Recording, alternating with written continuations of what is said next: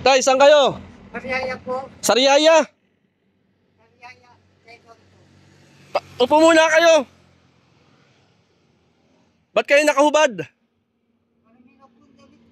Suotin nyo kahit madumi. Lalamigin kayo niyan, suotin nyo.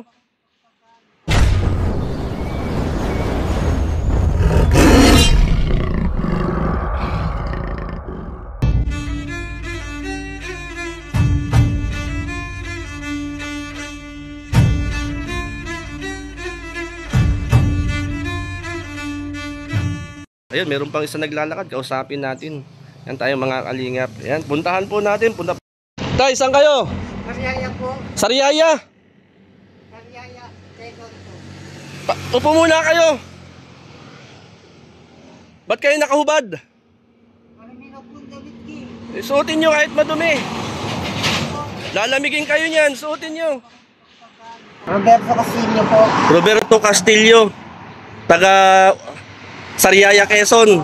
Baka nga po na radyo na ako eh. Baka ano? Baka nga po na radyo na ako eh. Baka hinahanap ka na ng pamilya mo. Oo. Ay, kasi na ng radyo. Ilang araw ka nang naglalakad?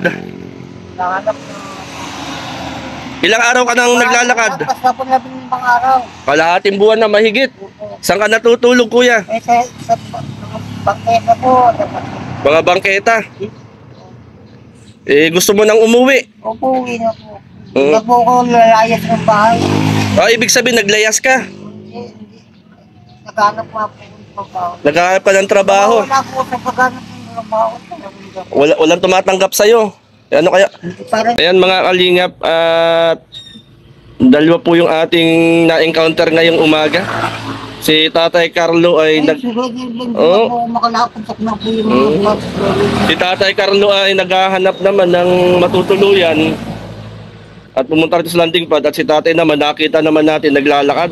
Tatay Carlo, makipagkwentuhan ka muna sa amin. Maya-maya tayo. Ayan. Tatay Carlo, para kayo si Tatay Roberto. Nawawala daw siya. Kasi galing. Kung saan daw po kayo galing? Sariaya, Quezon. Yun nga po, hindi ko alam ba't napapunta rito. Parang kayo po, ba't kayo napapunta rito? Kuya Carlo, ano sa palagay niyo, bakit hindi natatanggap sa trabaho ito? Wala akong mukhang iharap siya para hindi ko masabi siya. Kaya walang tatanggap sa'yo ng ganyan na itsura mo. Kailangan ni ano? Kailangan anit, tignan. Mali. Natakot sa'yo ang tao eh. Sa buhok mong ganyan oh. Kasi kinaitin mo. Matanda na rin po eh. Dapat ang tao, sa trabaho, dapat presentable ang katawan. Malinis ang katawan, malinis ang itsura. Haba-haba ng buhok mo, automatic ka. Natakot sa'yo. Kailangan natin siyang tulungan. Ay, matutulungan natin yung sa'yo. Hindi mo kung sasabi namin sa'yo, yung mo at para makauwi ka na, ay gagabihin ka sa biyahe. Tutulungan ka namin. Wala tayong choice, kundi yun lang. Tutulungan ka namin makauwi ng Sariaya, ha? Kasi kung ganyan ang damit mo, itsura mo, hindi ka pa sasakayin ng bus. Ano? Hindi ka naman namin pwedeng yan no? Kung tricycle lang ating gagamitin, pa Sariaya, ay gagabihin tayo. Masyado, ano? Laki ng gas ang patapon niya. Oo, di pang pamasahin na lang, di kuya. At yun na lang kuya, no? Para ikaw ay makauwi na. Sige, manawagan ka. Baka may makapanood na kilala ka. Anong panawagan mo? Sa mga mahal mo sa buhay. Sabi mo na andito ka sa Gumaka, baka hinahanap ka nila. Hindi na po ualis ng bahay. Hindi na po Sinong kilala mong kamag-anak?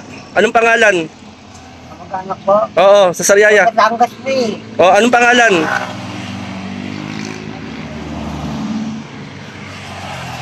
Johnny Castillo po yung... Johnny kayo. Sige. Takristan po yun eh. Manawagan ka, sabi mo Johnny Castillo. Andito ako sa Gumaka. Sabihin mo Johnny Castillo. Manawagan ka. Sa Sariaya na lang po. Yan, baka may nakakakilala kay Tatay Roberto Castillo, taga Sariaya, Quezon. Nakarating dito sa Gumaka. 20 araw na daw siyang naglalakad. at natutulog sa bangketa. Oo, dahil. Nadadaan ako na yung daanan doon. Kayo tay, pwede ko kayong isakay ng bus. Gusto niyo sumakay ng bus? Baka hindi naman po dumaan yun. Isa po, pagpapunta pong Manila, dadaan po yun ng Sariaya. Nga po, dinaanan ko, nawawala po ako, hindi ko po makitindaan. Ano? Parang naligaw nga po ko yun. Naligaw po kayo? Oo nga, parang naligaw. Alam po yung daan pa po. Oo.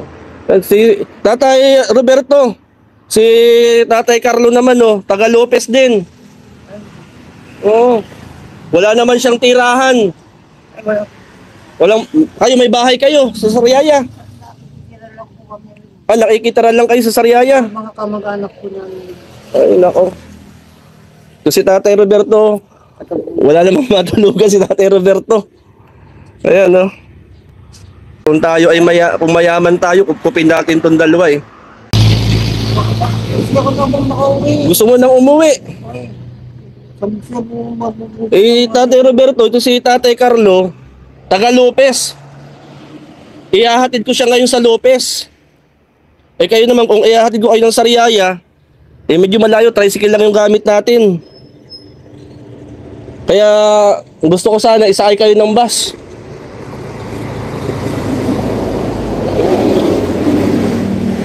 Ayun, no? Manawagan kayo, baka kayo hinahanap na. Ano? Sige po gusto nyo talagang umuwi ng Sariaya. Hindi na po ako magpapauli-uli. Hindi na po ako lalabas, hindi na po ako magpapalayas ng bahay. Gusto nyo isakay ko kayo ng bus? Para makauwi ng Sariaya. Ha?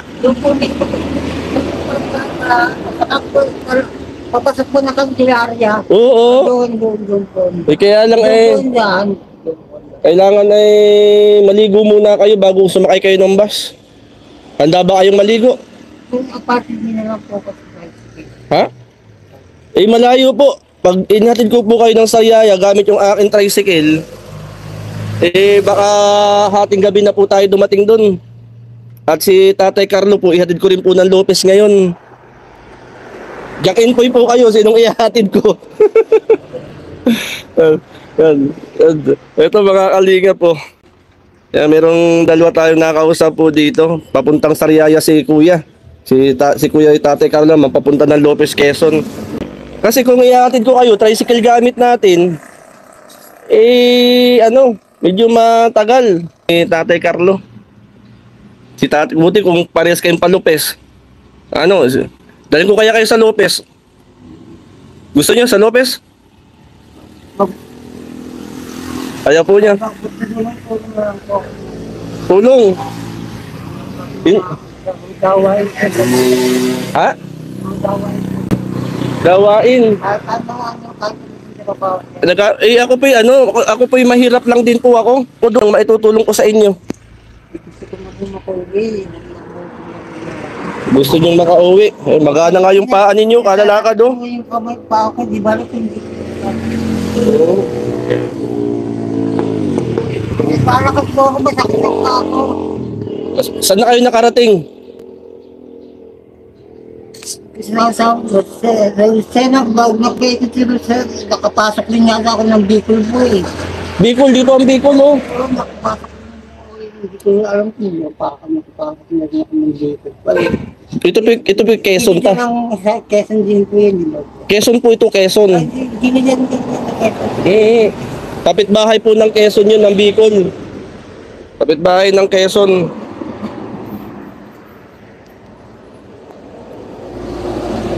Ayan, nagka-problema tuloy ako. Ano bang gagawin natin dito? Tatay Carlo, anong may papayo natin dito? Payuhan nga natin. Wala po sa pagkanap ng trabaho. Nasa kailang mga sabas, baka hindi tanggapin sa bus. Oo. Hindi mo isa pa sa bus yan. Mababa na sa radyo. Oo. Kaya problema, kaya sa bus siya. Yun nga eh. Matakot yung mga tao sa kanya. Kasi baka may ipon, gawin sa resolve pa. Tatay Carlo, anong tulong pwede natin gawin sa kanya? Sa tingin nyo?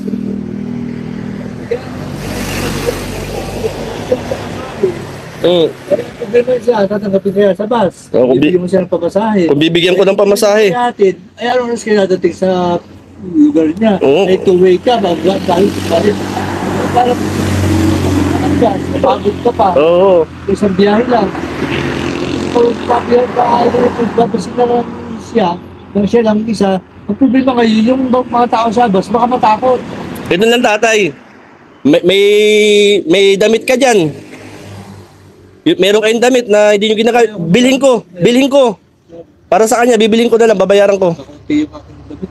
Unti ho, bili tayo ng bago. Palitan natin ng bago tayo. Bigyan nyo siya ng damit. Oh, okay lang yun. Bigyan nyo siya tatay ng damit at short. Pagdating na Lopez, ay bibilang ko kayo ng bago. Lalo, hindi kasi sa kahit ako yung mataba-taba. Hindi ang t-shirt, pero ang short, hindi. Wala. Yun nga, ito si kuya, tatanggapin ito sa bus kapag malinis Kaya siya. mag-ayos mo sa sarili niya. Kahit na ganyan ang itsura, pero kaya mo hindi tignan. Malinis. Palta ng damit, palta ng sapatos ng pantalon, kahit yung t-shirt. Kahit t-shirt. Ligo ka muna kuya. Kaya ka, liligo ka. Papalit ako ng damit. Oo.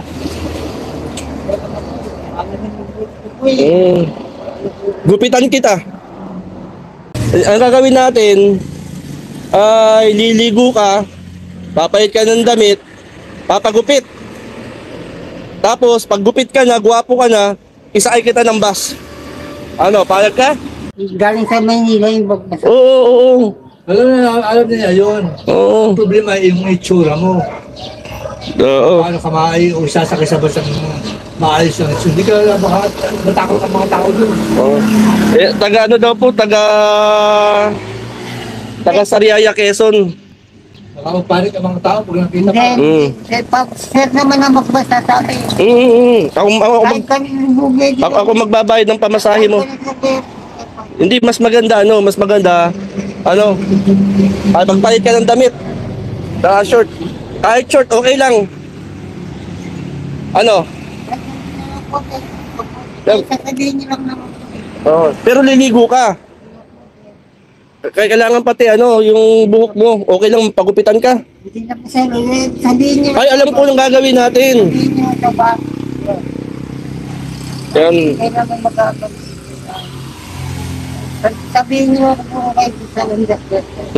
Itong gagawin natin, paliliguin kita. Maligo ka. Hindi mo na lang sa bag. Sabihin niyo lang. Oo. Dali kita sa bus. Sabi na lang po sir. Hindi, magpalit ka ng damit. Ito. Ito, may damit Salamat sa sponsor ng damit. Short. Meron na. May na. Huwag na pala, may nag-sponsor na ng damit at short. Salamat kay Marjorie. Brief na lang. Brief. Oo. Ligo ka muna. Oo. Ligo muna. Papakusitan para magpupo. Oo. Yan, kailangan ng brief. Yan, salamat kay Marjorie. Okay lang na tayo kasi papunta tayo ng Lopez. Nakita natin si kuya. Unahin natin siya. Oo. Kasi nakakaawa naman kung papabayaan natin. Sasakay natin siya, di saka tayo pumunta ng Lopez. Sasakay natin muna. Kaya gumalaw ka na. Pwede oras kami. Ay, may brief pa. Ay, grabe Salamat sa sponsor, Marjorie. Shout out. Ay, grabe, may brief na. May t-shirt na. Ligo na. Ayan, May umaandar yung oras. Gagabihin tayo. Kasi nilakad pa kami. Oo. Hindi ko lang po sir. Ha? Piligo ka na. Muna natin to sina kuya. Si Kuya Carlo. Yan, abyarin natin si kuya. Sakay natin papunta ng Sariaya. At si Kuya Carlo naman, ihatid naman natin to ng Lopez, Quezon. Yan yung ating trabaho ngayon. Ikaw kuya ay maliligo para mabango. Pagsakay ng bus, kakausapin ko yung konduktor sa kung saan kayo bababa. Upo ka lang dun, tapos huwag ka na magsasalita. Ano? Basta sariyaya ha. Oh, sige, maligo ka na. Oh, ligo ka. Kasi mo yung sapatos. Oh, paingkay-ingkay ka na. Liguan muna natin. Kuya, dali mo na yan oh.